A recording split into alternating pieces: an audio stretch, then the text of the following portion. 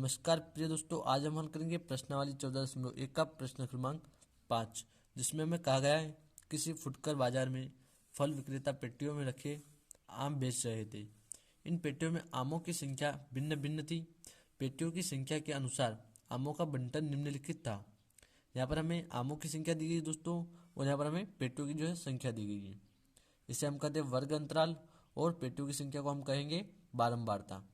तो यहाँ पर हम देखें दोस्तों, 15 पेटियों में हमें 50 से 52 आम दिए गए तथा 110 पेटियों में 53 से 55 आम जो है बताए गए, और 135 पेटी की अगर हम बात करें जिसमें 56 से 58 आम है, और 115 की अगर हम बात करें तो इसमें 59 से 61 आम है।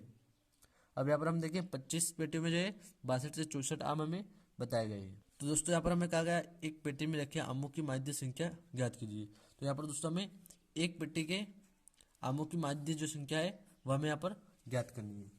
तो दोस्तों इससे पिछले सवालों में हमने माध्य ज्ञात किया था, जो कि प्रत्यक्ष विधि से ज्ञात किया था। आज हम करेंगे कल्पित विधि से माध्य ज्ञात। दोस्तों इस प्रश्न में हमें विधि नहीं बोलेगी कि आप कल्पित विधि से हल कीजिए, लेकिन अगर आपको एग्जाम में अगर पूछ लिया जाता है प्रत्यक्ष विधि या कल्पित विधि से हल कीजिए तो आप उसे हल कर सकते हैं। तो हमने प्रत्यक्ष विधि पहले बता दी, आज हम बताएंगे कल्पित विधि। तो यहाँ पर देखिए दोस्तों, हम इस तालिका को जो है इस प्रकार से लिख लेंगे। आमों की संख्या को ऊर्ध्वाधर, और पेटियों की जो संख्या जिसे हम बारंबारता कहते हैं इसको भी हम ऊर्ध्वाधर जो है लिख लेंगे। अब यहाँ पर हम लिखे हैं दोस्तों वर्ग चिन्ह, जिसे हम एक्स आई भी जो है कहते हैं, और पेटियों की संख्या को हम कहते हैं एफ आई।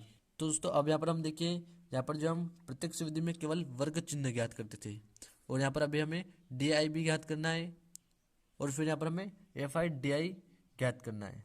पर यहाँ पर हम एफ आई एक्स आई ज्ञात करते थे, जिसमें हम पेटियों की संख्या और वर्ग चिन्ह का गुणा करते थे, और हमें एफ आई एक्स आई प्राप्त होता था। तो अब यहाँ पर हम देखें वर्ग चिन्ह को हम उसी प्रकार से ज्ञात करेंगे जैसा कि पिछले सवालों में हमने किया है।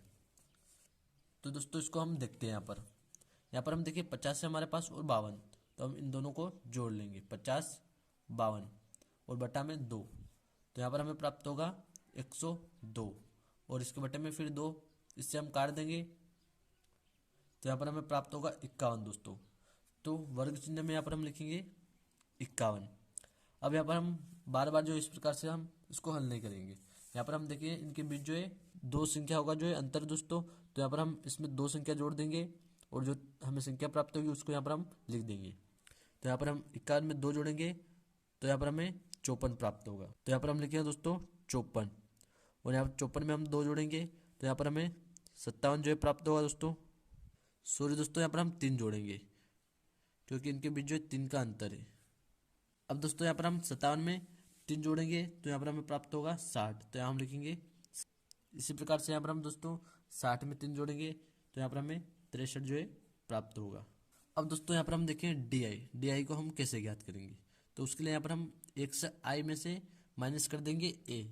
एक्स आई है हमारे पास ये वाला वर्ग चिन्ह, उसमें से हम माइनस करेंगे ए। अब यहाँ पर हम देखें ए जो है क्या होता है, तो हम देखें दोस्तों यहाँ पर लिखेंगे हम ये जो फर्स्ट संख्या है हमारी ये वाली, इसको हम लिखेंगे यहाँ पर 50, और प्लस में हम लिखेंगे इसके जो हमारी लास्ट संख्या है यहाँ पर 64 इसको, और इसके बटे में हम लिखेंगे 2। तो यहाँ पर हमें ए जो है प्राप्त हो जाएगा। तो यहाँ पर दोस्तों हम 50 और 64 को अगर जोड़ेंगे, यहाँ पर जो हमें 114 प्राप्त होगा, तो यहाँ हम लिखेंगे 114 और बटा में 2। यहाँ पर हम 2 से 114 को काट देंगे, तो यहाँ पर हमें प्राप्त होगा 2 पंजे 10 और 2 7 14। तो यहाँ पर ए हमारा रहेगा दोस्तों 57। तो यहाँ पर हम लिख देंगे ए बराबर 57। अब यहाँ पर हमें दिया है दोस्तों एक्स, तो यहाँ पर अब दोस्तों हम एक्स में से ए को जो है माइनस करेंगे, तो यहाँ पर एक्स है हमारे पास 51, तो उसमें से हम माइनस करेंगे 57, तो यहाँ पर हमें माइनस का 6 जो है प्राप्त होगा। यहाँ हम लिखेंगे माइनस का 6। उसी प्रकार अब एक्स है हमारे पास 54 एक्स आई, इसमें से हम 57 जो है माइनस कर देंगे, तो यहाँ पर हमें प्राप्त होगा दोस्तों माइनस का 3। और दोस्तों अब यहाँ पर हमारे पास एक्स आई है 57, और ए भी है हमारे पास 57, तो यहाँ पर हमें डी आई जो प्राप्त हो जाएगा 0। इसी प्रकार से अब हम इसको आगे हल करेंगे। यहाँ पर 60 में से हम माइनस करेंगे 57 को, तो यहाँ पर हमें 3 प्राप्त होगा। फिर यहाँ पर हम 63 में से माइनस करेंगे 57 को, तो यहाँ पर हमें 6 जो है प्राप्त होगा, तो यहाँ हम लिखेंगे 6। अब दोस्तों यहाँ पर हम देखें एफ आई डी आई। पहले दोस्तों हम यहाँ पर एफ आई एक्स आई के गुणा करते थे, अब यहाँ पर हम एफ आई यानी इसका और डी आई इसका हम गुणा करेंगे। तो यहाँ पर हम 15 में -6 का गुणा करेंगे दोस्तों। तो यहाँ पर हमें 15 छंग होता है 90, तो माइनस का 90 यहाँ पर हमें प्राप्त होगा। इसी प्रकार से यहाँ पर है हमारे पास 110, तो 110 का गुणा हम करेंगे -3 में, तो यहाँ पर दोस्तों हमें 330 प्राप्त होगा माइनस का। तो हम लिखेंगे 330। अब यहाँ पर है दोस्तों हमारे पास 0 और यहाँ पर है 135, तो इनका अगर हम गुणा करेंगे तो यहाँ पर हमें 0 जो है प्राप्त होगा। अब फिर से यहाँ पर हम दोस्तों 115 में 3 का गुणा करेंगे, तो दोस्तों यहाँ पर हमें प्राप्त होगा 345।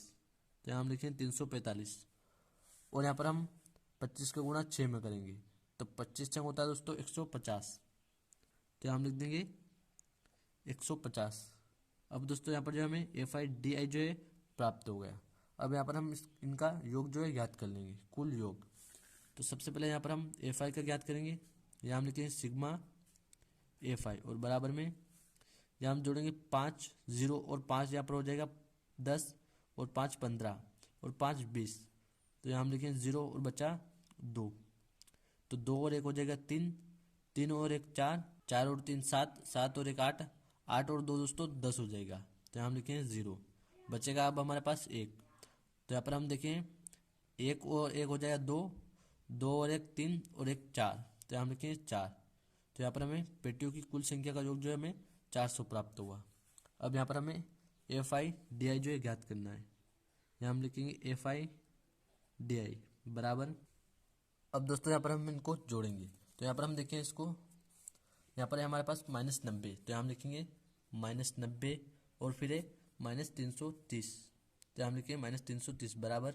यहाँ पर हम देखिए माइनस का चिन्ह इसका है और इसका भी माइनस का चिन्ह है, तो यहाँ पर दोनों हो जाएगा प्लस का। तो यहाँ पर हम 90 में 330 जोड़ेंगे, तो यहाँ पर दोस्तों हमें प्राप्त होगा 420 और बड़ी संख्या माइनस की, इसलिए यह भी माइनस का रहेगा 420। अब यहाँ पर हम देखें दोस्तों नीचे 345 और 150 को हम जोड़ेंगे, तो 345 प्लस 150, तो यहाँ पर हम जोड़े दोस्तों 5 को हम जो का तो लिख देंगे और यहाँ पर 5 और 4 हो जाएगा दोस्तों 9, तो हम लिखेंगे 9 और 3 और 1 4, तो हम लिखेंगे 4। अब दोस्तों यहाँ पर हमारे पास माइनस का 420 और यहाँ पर है प्लस का 495, तो यहाँ हम लिखेंगे -420 और प्लस करेंगे इसमें 495, तो यहाँ पर माइनस का चिन्ह है हमारे पास, तो यहाँ पर ये हो जाएगा माइनस। तो यहाँ पर हमें प्राप्त होगा बराबर 495 में से हम माइनस करेंगे दोस्तों 420, तो यहाँ पर हमें प्राप्त होगा दोस्तों 75 और बड़ी संख्या प्लस की है, तो यहाँ पर हमें यह जो है प्लस की प्राप्त होगी। तो यहाँ पर हमें एफ आई डी आई जो प्राप्त होगा दोस्तों वो होगा 75, तो यहाँ हम लिखेंगे 75। अब दोस्तों यहाँ पर हम लिखेंगे नीचे, यहाँ पर हम लिखेंगे कल्पित विधि, इसको हम करेंगे कल्पित विधि से हल। यहाँ पर हम कल्पित लिखेंगे विधि माध्य, कल्पित विधि से हम माध्य ज्ञात करेंगे। यहाँ पर हम लिखेंगे x बार और बराबर, इसका जो फॉर्मूला होता है दोस्तों a प्लस जो हमारे पास है sigma F I D I और इसके बटे में सिग्मा एफ आई।